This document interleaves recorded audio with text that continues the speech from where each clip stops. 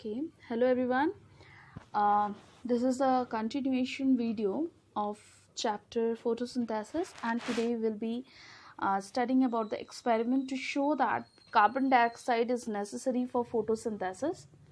So, in this experiment, what we can do that we can take the plant with destarched leaves, as I explained you earlier, that the leaves, how we can destarch them by keeping it in dark place for 2 to 3 days.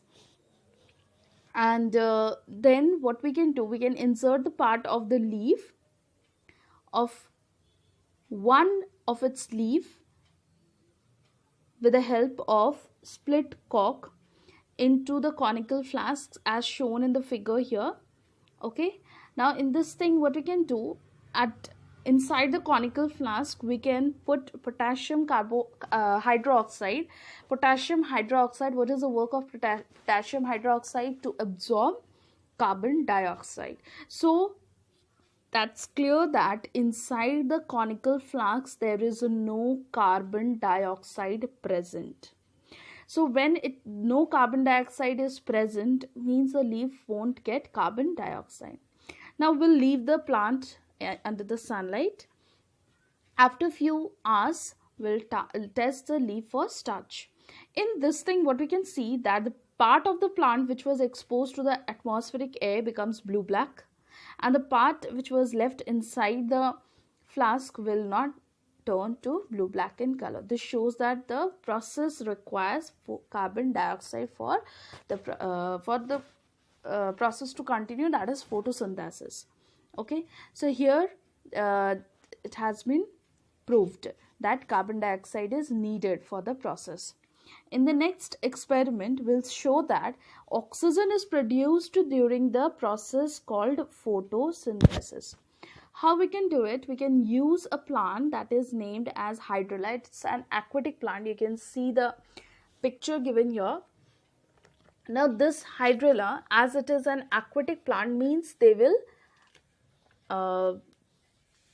take carbon dioxide which is dissolved in the water for continuing the process, that is photosynthesis. And as in photosynthesis, oxygen is released, so the same thing will be done by this. So how we can prove it?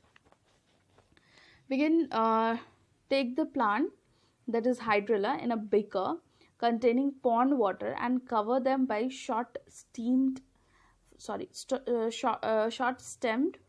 funnel. Okay, in this way, this is a setup. You can see here, this is a setup of hydrilla.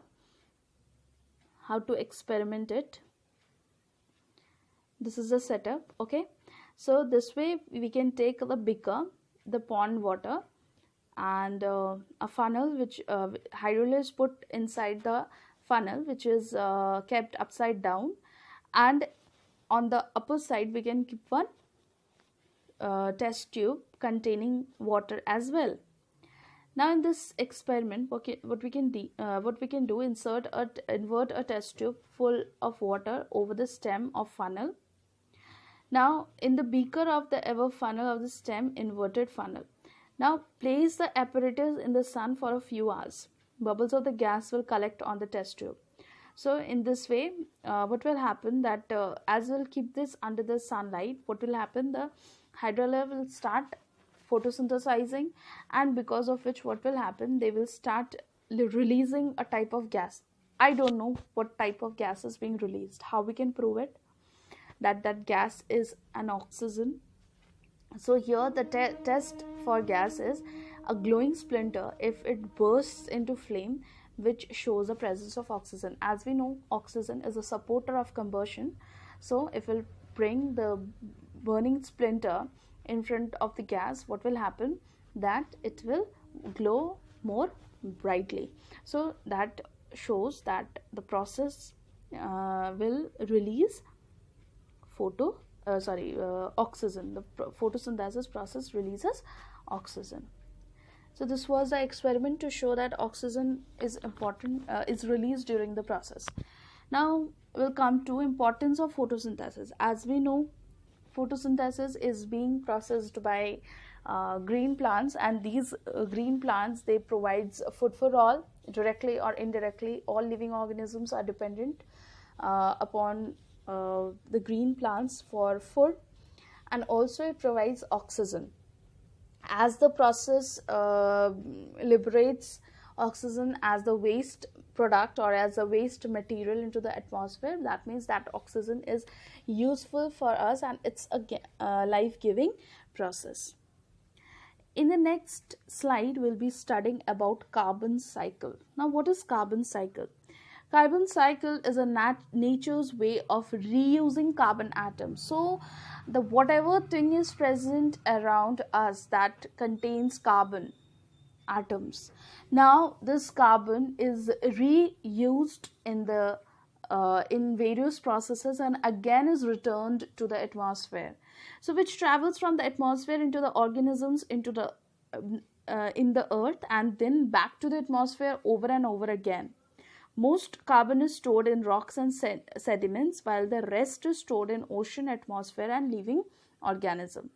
Now let us see what are the essential steps in carbon cycle. So first one is photosynthesis. As we can see that carbon dioxide is used by the green plants to process photosynthesis, and they will produce again the starch, that is the carbohydrate or sugar or glucose we can say, so that also contain carbon dioxide. Now when these leaves are being consumed by the other living organism, that is herbivores, or we can tell it as consumers, so that enters the carbon atom enters the food cycle. I can see how the things are linked. First, photosynthesis occurs, that will use the atmospheric carbon dioxide to produce carbohydrate. The carbohydrate then is used by the food chain, and then with the help of food chain, the carbon content is moved from one organism to another organism. Now again, what happens, the living organism, they will perform respiration, in which oxygen will be utilized, and then the carbon dioxide which was produced inside the body will be released back to the air. Okay, so this is how the carbon dioxide is released to the atmosphere. Okay, after that, when the organisms die, then they start decaying. Okay, so when they start decaying, they will rot and the carbon dioxide will be liberated out and will be given back to the atmosphere or to the soil. Then we can say the next process as combustion. Combustion means burning of fossil fuels. Now in this case, what happens when the fossils are being burnt, fuels are being burned, that contains carbon atom, and that is being released again to the atmosphere. And then heating limestone.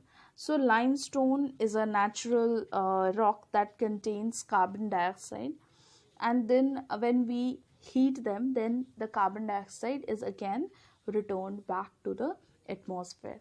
So these are the essential steps how the carbon dioxide enters the cycle and how it is being how the carbon is being released again to the atmosphere, and again how it is being utilized by the living organism as well as the material or the rocks or the non-living, we can say, material on the earth.